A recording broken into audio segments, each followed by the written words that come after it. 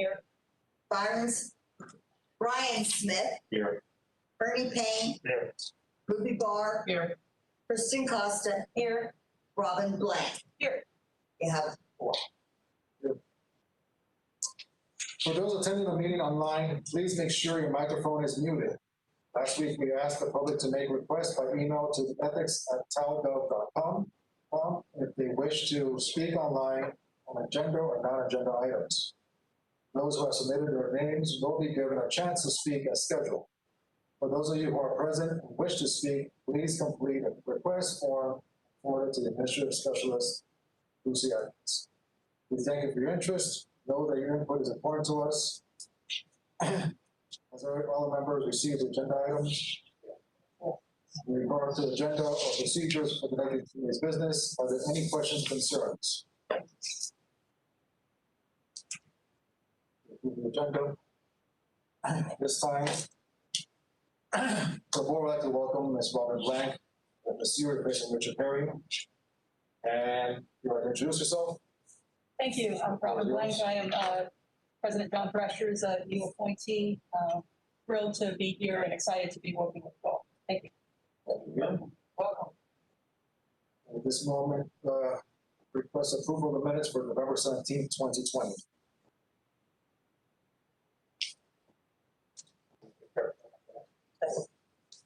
Motion, Mr. Payne, second, Ms. Costa. Discussion? All in favor? Aye. Opposed? Passes. Now we have, this is a public comment for agenda items, but I think we have one, which is to put the non-agenda item, comment and agenda item for later on in the agenda. Is that correct, Mr. Floyd? They want to do both now. You want to do both now? Yes. Okay. I believe it's Mr. Botzin.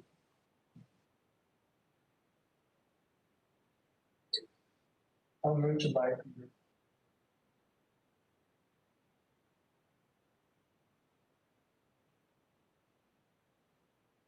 Can you hear me? We can now, sir. Okay, great. Thank you. Sorry about that. So my name is Peter Butzine. I'm appearing as a volunteer on behalf of Common Cause and Citizens for Ethics Reform. I reside at 1628 Woodgate Way in Tallahassee. First, we welcome the board's newest member, Robin Blank, FSU's Chief Compliance and Ethics Officer. Ms. Blank, we look forward to working with you. And by way of introduction, let me just say that Citizens for Ethics Reform is responsible for the creation of the Independent Ethics Board in 2014, when we successfully presented the Ethics and Campaign Finance Reform proposed charter amendment to Tallahassee's voters, resulting in its passage by 67%. Our coalition represents Common Cause, the League of Women Voters of Tallahassee, Integrity Florida, and the Tea Party Network. We have volunteered our services to help ensure that the charter amendment is implemented to encourage and enforce the highest integrity of Tallahassee's public officials.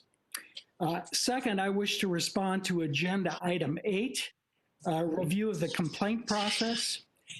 We do not believe that the board's bylaws and city ethics and campaign finance ordinances distinguish between minor and non-minor violations. Where are minor violations defined and for what purpose? The proposed alternative complaint resolution that it will be before you this afternoon only specifies that violations will not be regarded as non-minor if any of 4 conditions are met, and then they are specified. The Ethics Board investigates and adjudicates alleged violations without regard to their severity, which can and should be addressed by the range of available penalties. Third, I wish to call your attention to a letter that the coalition sent to Chairman Carlos Ray after your last meeting. That letter was communicated both by email and via the U.S. Postal Service, but we're concerned that the letter may not have been received. That letter's purpose was to point out that the last 2 meetings of the Independent Ethics Board failed to provide not only the opportunity for spoken testimony, but the basic ability to monitor its proceedings.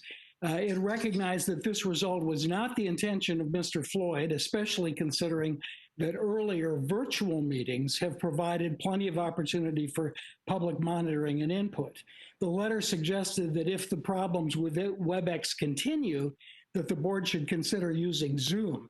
And I'm happy to say and pleased to note that, knock on wood, so far, this WebEx meeting appears to be working properly, for which we are grateful. And last, I wish to ask the question, what is the status of the board's recommended 2 proposed ordinances and 1 charter amendment relating to lobby registration and disclosure? When do you plan to finalize your recommendations and present them to the City Commission? With that said, thank you for the opportunity to provide these suggestions and questions.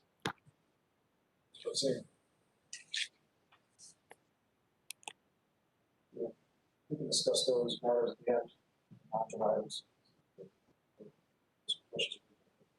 All right, we'll move on to the office report. Thank you, Mr. Chairman. I submitted to you a week by week of functions, including attending TOGO conference, which is the National Ethics Conference. Responding to ethics violations, one of them you viewed earlier today. I see that I addressed the technical issues from our last meeting. I addressed that with the head of our communications department and the head of technology, and the actual city manager, and they all acknowledge it. Have been dedicated to get a better performance from our technology. Perform administrative functions, conducted training classes. I had a one-on-one class with newly elected Jack Porter, and I had another one-on-one class with Commissioner Curtis Richardson. And because the ethics code require newly elected officials to receive ethics training. So they have received training. I've done a couple of classes with new employees, and I also gave a presentation during internship orientation. I gave a brief synopsis of the ethics code and a brief synopsis of public records laws. And in between, I have been studying and soliciting help on a course required to create a course that all 3,000 employees have to take, an online course. Some period between when I finish it and the end of the fiscal year. I've already recruited one member of the board to assist with that. And we're going to focus on public standards, public perception, and I want to get in, and that will actually include employees and how to deal with some of these issues. That will get into things like procedural justice, distributed justice, interactional justice, and we're doing it in plain language.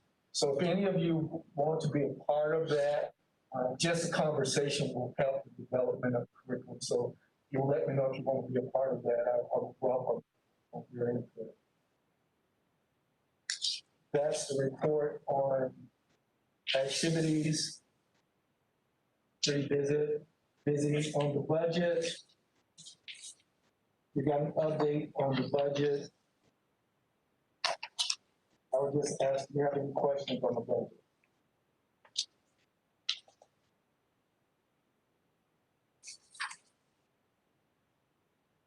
If not, I received one complaint. Well, I received an email on the complaint. It had a lot of information that I understand, a lot of which has gone through litigation with the city. I referred this individual to the city and did not take any further action.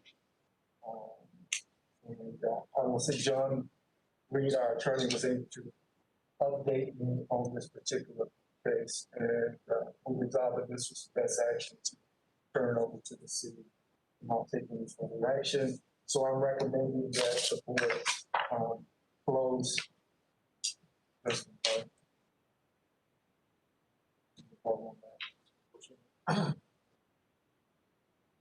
Still motion to.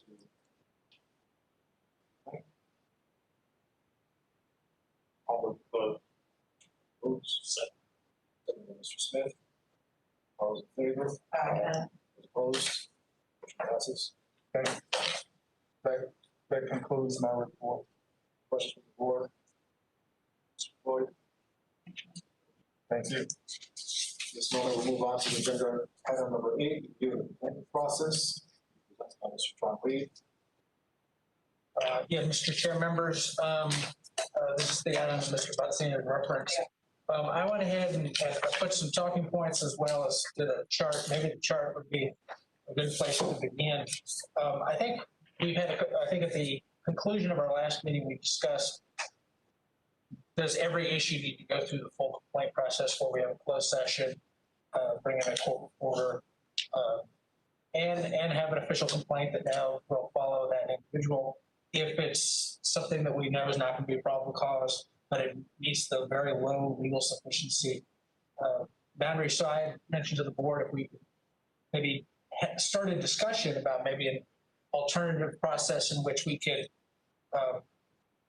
try to educate the board instead of being so punitive, and maybe try to see how we can see where issues might be within the city and try to address it so it won't happen in the future. My discussion with this would be like the ethics officer. I think she's the executive director for the ethics board in Jacksonville. They don't even really do complaints. When they get something in, they kind of reach out to the folks and find out what the policies are, how they might be able to make some changes to prevent anybody from slipping up in the future. And that's kind of where we're going here, where we're not going totally in the opposite direction, but we have two alternatives. And of course, this is just an idea that I put forward. This is nothing that you'll be voting on today. It's not even close to being ready for a vote. Mr. Butzine raised a concern about minor violations, and that is a concern that I also struggled with. That's something that I used. The Florida Elections Commission has a situation. So I think like a year or so ago, I had a client who forgot to file a waiver for their campaign finance report. There was no activity, but technically they were in violation of state statutes. So the Florida Elections Commission set up a process where you enter into a consent order. You don't admit any wrongdoing. You pay a small fine. I think it was like $250, and then it went away. And as long as it doesn't become a pattern, that's kind of something that they were allowed to do. So I also handed out before the meeting, just so you didn't have to look for it, it's the 4 prohibited acts within the ethics code. And this is really where the board would need to take the lead. And it's goes exactly to Mr. Butzine's concern is what is a minor violation, who makes that determination. And I wanted to discuss that with this body on determining how much of that would be delegated to staff. Couldn't be a threshold. I think the easiest issue would be the solicitation and acceptance of gifts. I think we used to have a $25 limit. We moved it to a $0 gift ban, but what if somebody were to take something that was under $25? Do we want to go through the whole process and discipline them and have a complaint on the record, or do we want to possibly educate them about the change in the ordinance and try to prevent it from happening in the future? I'm not saying that's the right way to do it. I'm just saying that's a possible example. Other issues about non-public information. I think it's the concern I think Mr. Floyd and I have discussed is that, these are people's professional reputations that we're dealing with, and if people are doing something wrong, they should be held accountable. But at the same time, if our purpose is to also properly educate and prevent these types of incidents from occurring in the future, how can we best do that without,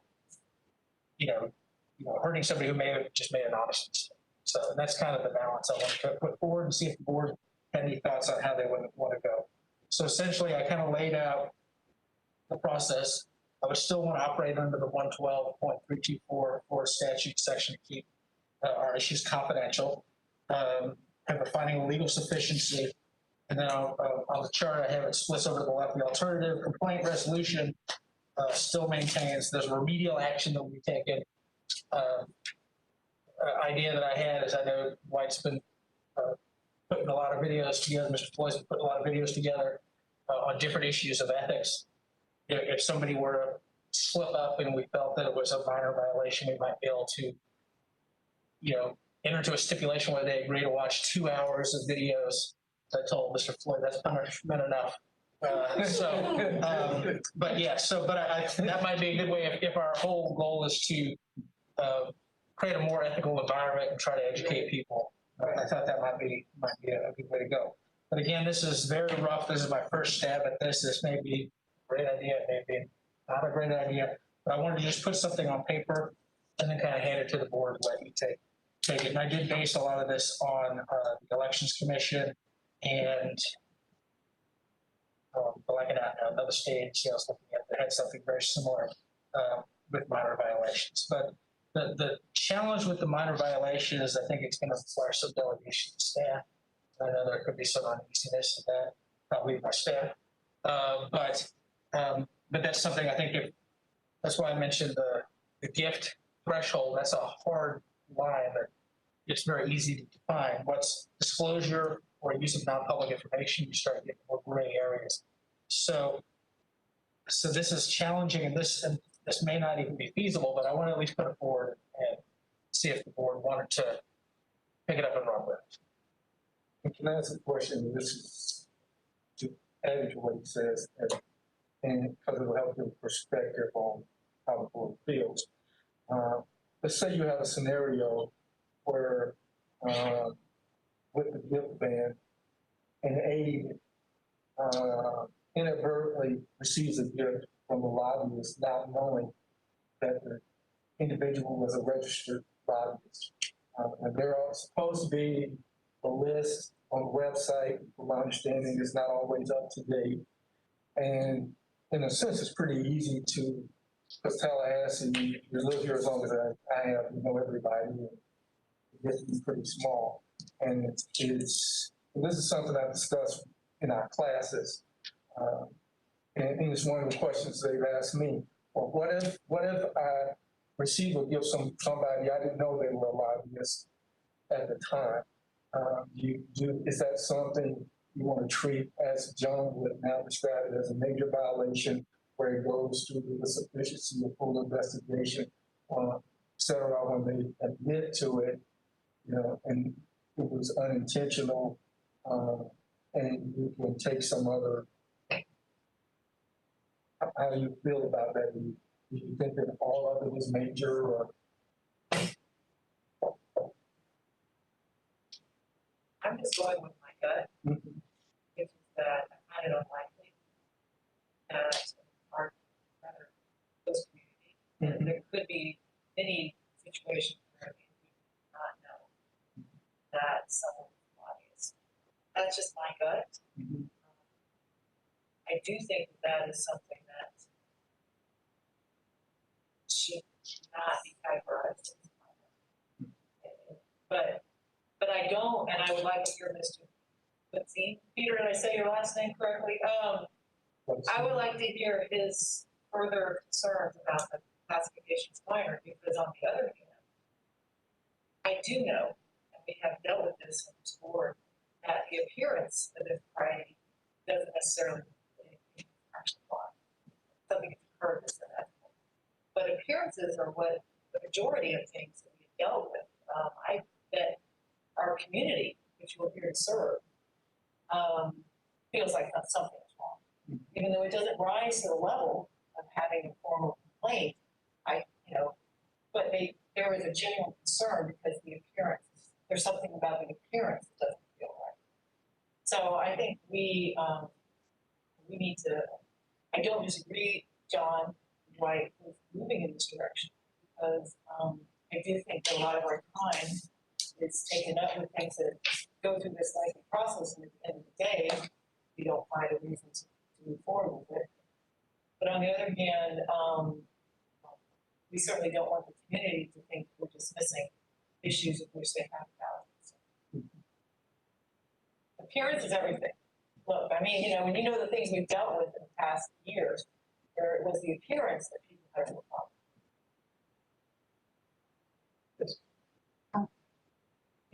I'm the new kid, so I'm going to stay in my lane, but I don't think there are any minor ethics violations. I think that every ethics violation chips at the public trust.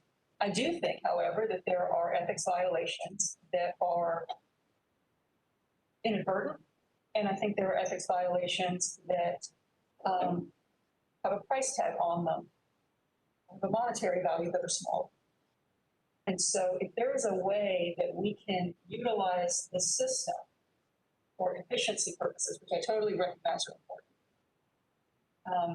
but do it in a way that does not minimize that the violation took place, and also perhaps has an accountability portion for the person, which this, from what I'm seeing, does not, because there's no admission that there's wrongdoing.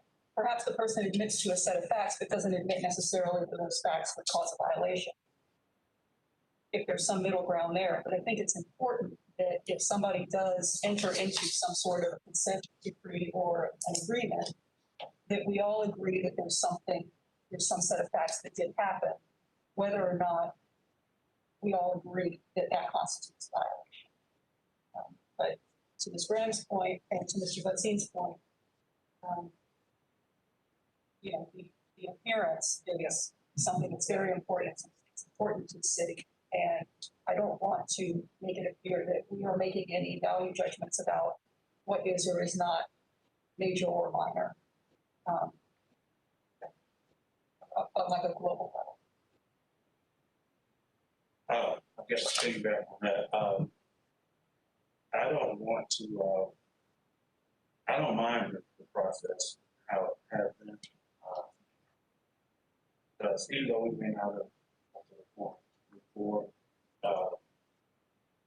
there still could have been some issue. I think the last two friends probably started people not wanting to really identify themselves. They would have, in that aspect, we may have gotten. I don't want to change up the process so much as a response to how those recent cases have been. As keep it and we continue to be as thorough as we were. Things may shake off very quickly. I don't want to change too drastically. I do believe we need to be more efficient, save time, taxpayer funds, don't get spend it as much. But I do not want to give the impression that you're changing some citizens. I was going to say, would there be a way that we could have, I guess, before it goes all the way to the company that does all of it, is it approximately how much does it cost to have them just for taxpayers? Do you know off the top of your head? Sorry. I forgot how much we're paying per hour. Okay. But that's only if I don't have the time to do it. Okay. And so, I mean, I love the breakdown of it, and it's very thorough, and I mean, I think it makes us to be able to make decisions quickly sometimes. But if there would be a way maybe that we could determine whether or not it needed to go to that extent before we then engaged in that, so to not waste time. So we're still taking it under advisement. I know we decide, yes, we want to do something or not, but sometimes to do the whole process, maybe there's an in-between that we could come up with where we had a little more discussion about it. I know if we don't have all the facts, we can't always make our final decision, but without truly saying major or minor, is that we discuss whether this could be something that would be more of a remedial action once we found out the information versus more of something that might be more punishable based off of what it is. Because to lay out all the possibilities, we don't really know what we might be faced with or what kind of complaints people will come to. So classifying major or minor too early or any kind of classifications may be a little bit tricky rather than just kind of, again, seeing if something is simply a more of a remedial action rather than a payment for that. I think it comes down to the complaint we receive. If we receive a complaint saying this person received a gift, we don't need to spend $50,000 to find out whether they received this gift. We just have Floyd ask the individual, did you receive this gift? Yes, okay, there was a violation. Let's proceed now with the finding. Okay, there was a violation, what's the recommendation from the board? the two last two complaints we received were very nebulous. X thing was happening during this time, but my X person, you know, went aware that requires a different kind of investigation. So I think the issue we're having is the last two complaints we received were not cut and dry, kind of this person did this day, just find out right away, you know, not what the series will proceed. So I understand the concern as far as we received the complaint, we did a thorough investigation. I wouldn't say we're not doing our job, but yeah, there's just pages. It's right along, I think this is going nowhere. We gotta keep going. But we know somebody went there and something was wrong, but not a violation of ethics. So it's one of those things it's touch and go at this point. I like the issue's gonna come down to when we determine whether or not what kind of investigation we want to. I think that when we have those closed sessions, the first time we receive a complaint, we as a board not only do we have to find the sufficiency, but also determine whether or not this needs a thorough investigation from the outside vendor, or can Mr. Floyd handle this investigation on his own? Based on the nature of the complaint, we believe that this can be handled in-house. We're asking to do the next investigation, do the investigation, come back to us when we receive information. So we do determination, that's when we move forward. Because I have the way this, this is a strap, but it's too soon to determine whether or not the full whole cause or just determine the complaint. You have a lot of facts. You got to determine the complaint itself, and then determine the kind of investigation, and maybe quicker that way too. So I think, if I may add, I think maybe change the word minor to something else. Including you and I. Yeah. Because minor seems to diminish the significance of it.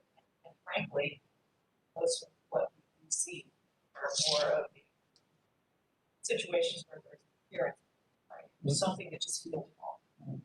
Doesn't diminish the importance of it. Because I think that there should be a forethought with our city government. Is this something that if it's put on the front page of Tallahassee, I'm not going to look. It's not going to look like I've done something that I've been acting completely intentional in. And so that's what we want to help them avoid, is those moments where they do something they haven't thought about in advance. This could be a problem. This is not going to look right. I'm not saying all of the things fall in that category, but I would say that most of them fall in that category. It might. The ones that rise to the higher level are thankfully more rare. Do you all disagree? Anyone? and I think this investigations may not result in any cases, but a little scaring everybody else. We are watching. Yeah, we did. We did conduct a thorough investigation of these complaints. We take them seriously. Yeah. It keeps everybody, on the toes, which is good. And so I think maybe frustrating to go through this process, but I think it's beneficial in the long run, showing that we're not sitting on these complaints. We're actually actively investigating them and doing what we're meant to do. But I do think we need to be quicker in our resolutions. They've been dragged out. I'm sorry, Milo. I'm not blaming anyone, but I just think we can find a way to bring these things closure, right? I mean, you and I talk about this. Right? Recognizing limitations on our staff.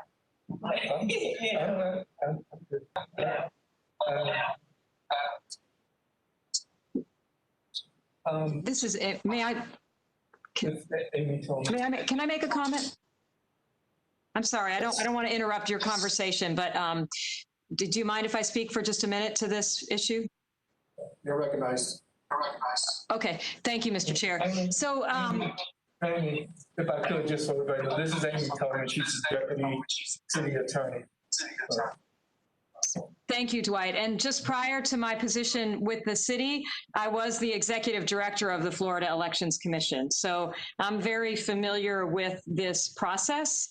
And I will say that in that context, it is a very efficient way to manage cases. of course, we were opening, between 800 and 1,000 cases a year. So anything that we could do to sort of move those cases forward was quite helpful. So I think the process has some real potential for streamlining your work. I want to recognize one concern, and that is that I'm not sure that the charter or the ordinance allows the commission to do this. I think the charter probably could be read expansively enough, but I think the ordinance may need to be amended in order to give the board authority. And in doing that, I also wanted to note that in the elections context, the elections commission context, the minor violations, the violations that are determined to be minor are listed by the legislative body. So that's a decision that's made, that defines these things to be minor. It's a lot different, and I appreciate your comments about, no ethics violation is minor. The ethic in the elections context, there are a lot of truly technical kinds of violations, and a little bit easier maybe to define as minor. A lot of times, for those of you who have run for office, I mean, in some ways, the elections violations are even considered sort of just the cost of doing business in a voluminous campaign where it can be hard to keep track. So it is a little bit different. So because I have concerns that the ordinance doesn't authorize this procedure, I guess I would also voice a concern that if you were going to propose an amendment to the ordinance that would give you that authority, that you could use that opportunity to more specifically identify the things that are minor. And I had a little bit of a hard time hearing, so I'm not totally sure which way you're leaning, but I also just wanted to note, because I actually think I support this. I think it's a good kind of process because I've seen it work. But I just wanted to remind you that and this happened at the Elections Commission as well, in all circumstances, we called them minor violation consent orders, MVCOs. They come back to the board, so that those minor violation consent orders would come back to this body, and you would have the ability to say numerous things. That's not minor, so we're not going to accept that consent order. The amount that you charged for it was not high enough to make a difference or to provide a statement. Any number of things. It can be rejected by the board. So I don't know if that is on the flow chart, because as you'll see, if you follow the arrows down to the final order, that's the order that this board is entering. And so you do have an opportunity. And in my experience at the Elections Commission, that it didn't happen often, but it did happen that the board would not agree with a minor violation consent order, and they would send the case back for further investigation and then, the entry of a final order at the end. So those are just, Dwight had asked me to take a look at this, and those were just sort of my thoughts, and I really appreciate the opportunity to share them with you. I agree with what Amy just said. As someone who worked with the state and federal elections commission, technical challenges are minor, but I think what we're dealing with, can't think of anything that's I would consider to be technical. But anyway, Amy, I thank you for your comments. Yes, I agree with the idea that there are no minor violations or should be treated as such. They will be, the resolution of the issue will say to the public whether it was minor or not. They're going to slap on the hand or go through training or something like that, and that's fine. But I think the motivation behind this whole project is in the interest of making things more efficient. And what we've seen in our recent investigations was that a lot of them fell apart because of lack of evidence. And I think that was because potential witnesses were scared away. And I think that might be resolved by putting a very strong emphasis on the whistleblower law. From the very start, at the time when the claim is initially received and responded to, made very clear to the person that they are protected from any repercussions, then we might have a better cooperation, and we won't be spending as much money as we are on investigative services. Everything can be much more efficient performed.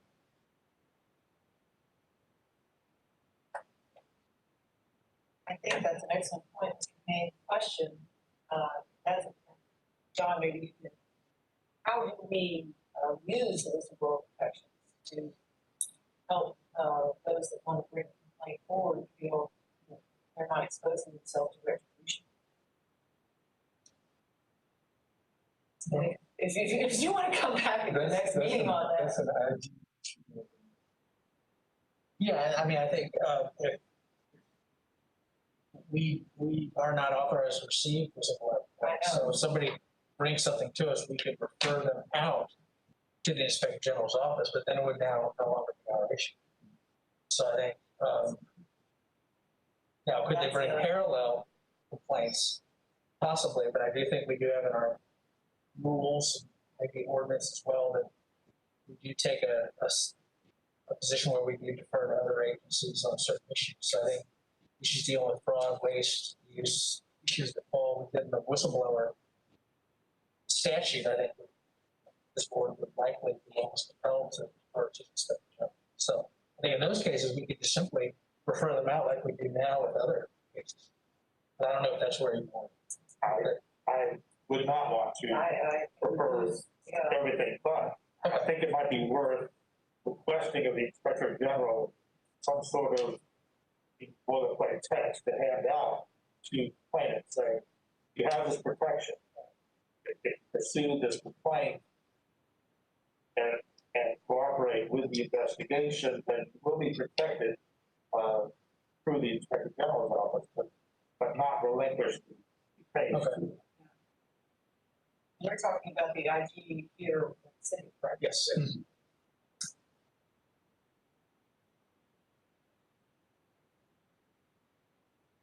Any questions, comments on this matter?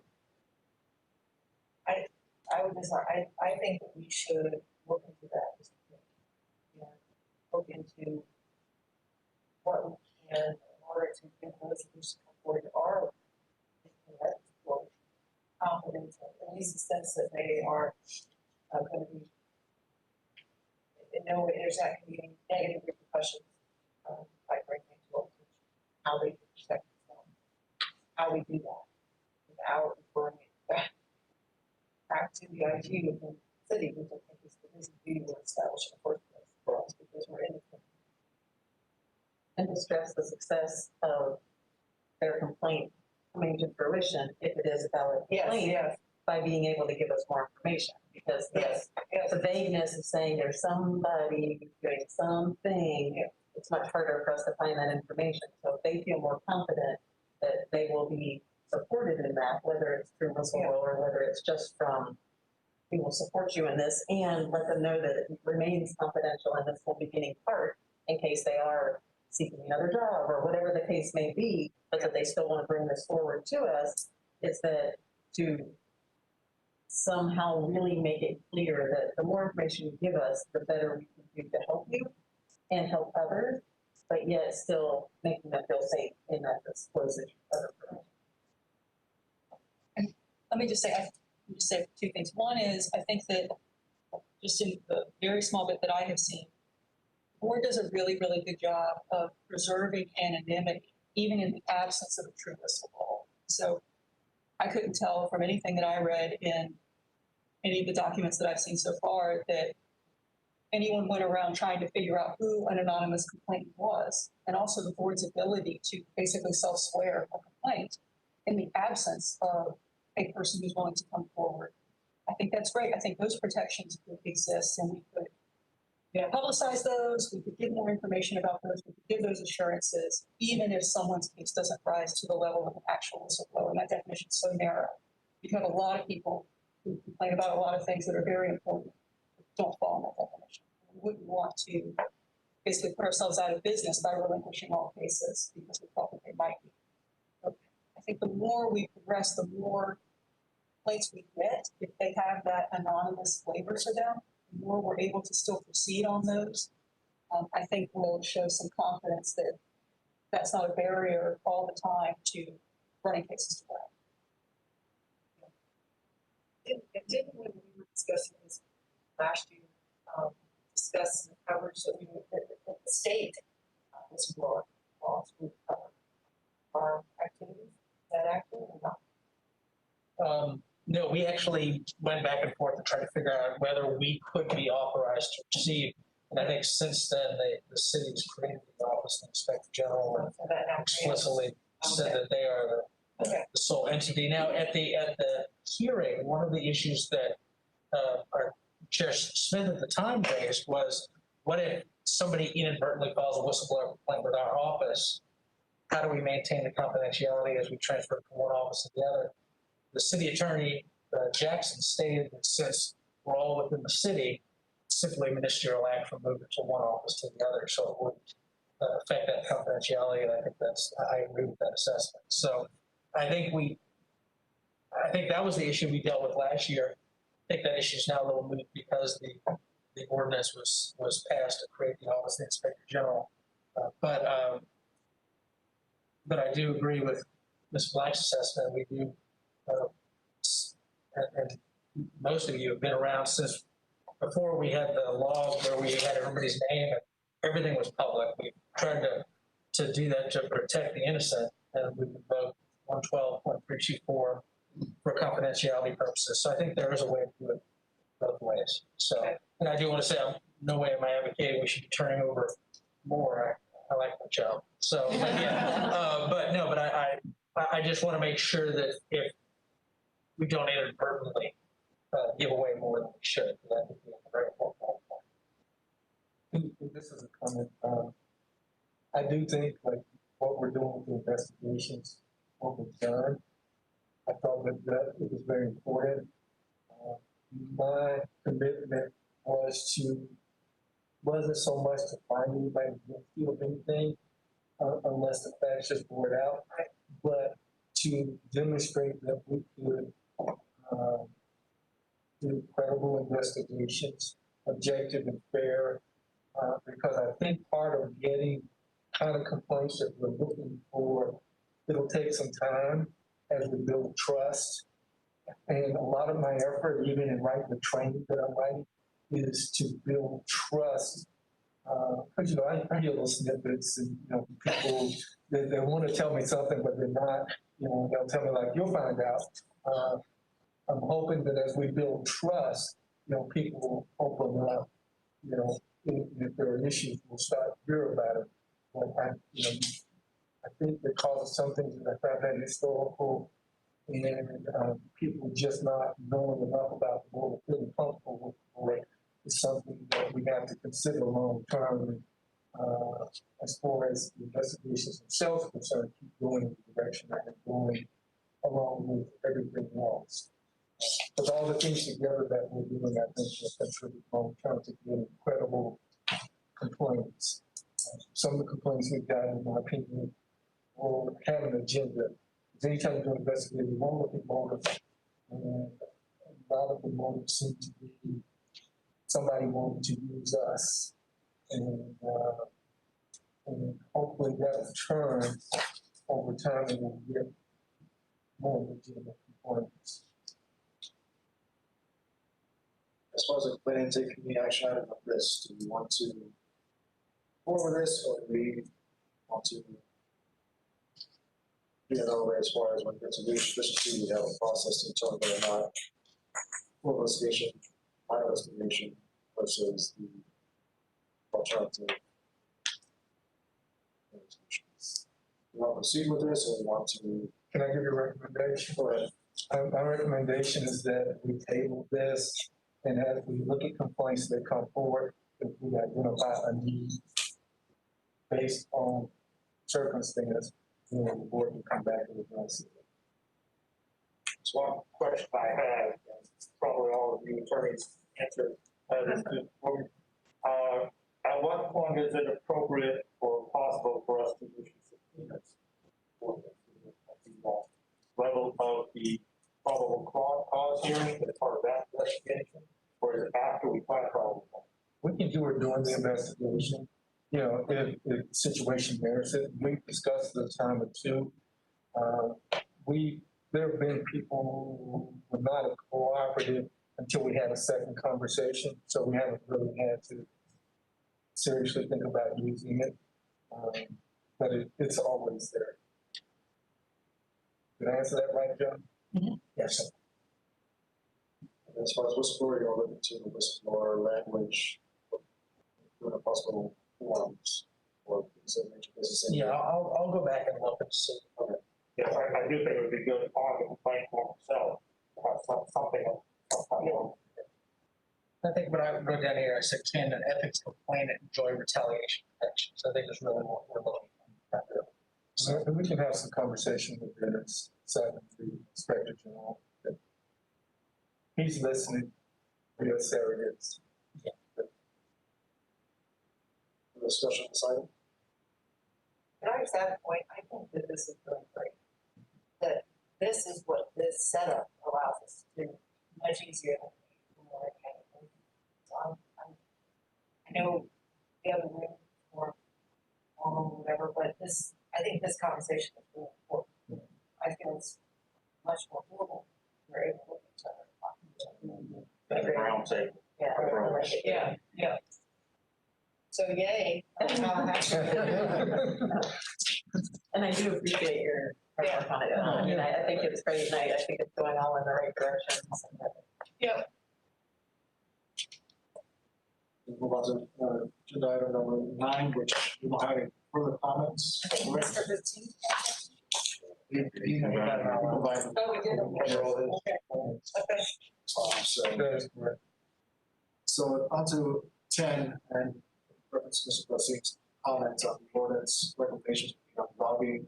Last meeting, we had just voted last meeting to approve it, to send it to the city. When we haven't taken any action on it since then, one of the things that I would suggest, and one of the persons who actually listened, who sat in on the meeting, I wouldn't acknowledge him, but he was there, that was Jim Cook, who's treasurer clerk. He was interested in this in particular because he bears most of the responsibility with being registered lobbyist and making sure things are done right. So I would suggest that we move forward before we take anything to the commission, before we're having a conversation with him and getting feedback, that we can bring back to the board. His perspective on how all this would be productive. Have you studied that already, or you're working? No, I just, Start that up. if that's okay with you all, I think that's a good suggestion. The board on that matter. That's a good idea. Next meeting, you have to get back to us on that, or? I'll try to do it next week. I'll try to do it next week. We have established some deadlines for doing these meetings so that you get the material at the same time each month. You should get them by at least Tuesday before, the next Tuesday, a week before. And to do that, deadline is the Friday before that. So in this case, that's February 6th. So whatever we don't have on February 6th, I promise Lucy that we will hold it until the next meeting so that we can get our calendar done and all the other things. So the public, this will allow us to communicate better with the public. So whatever we have on February 6th, we'll bring that to the board.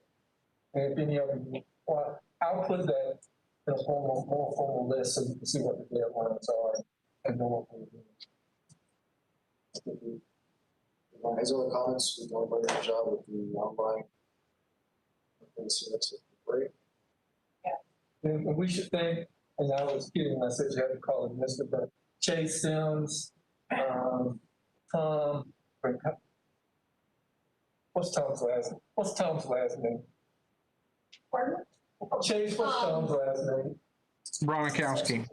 Tom Bronkowski, Harold Lane, Mr. Lane, you see there, and others behind the scene When we had the last problem, I actually sent an email to the communications director, Allison Ferris. I sent it to Mr. Lane. I copied the city manager.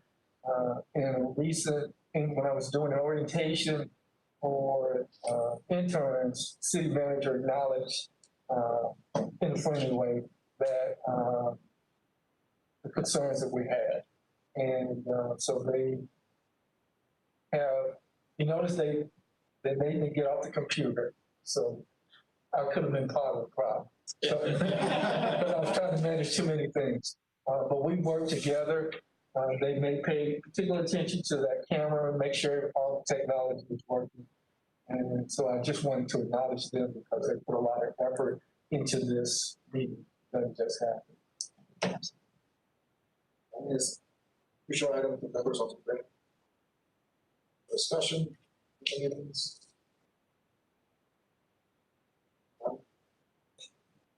That's, entertain a motion to adjourn. Second. No second, no discussion. We made it. Great. Have a great one.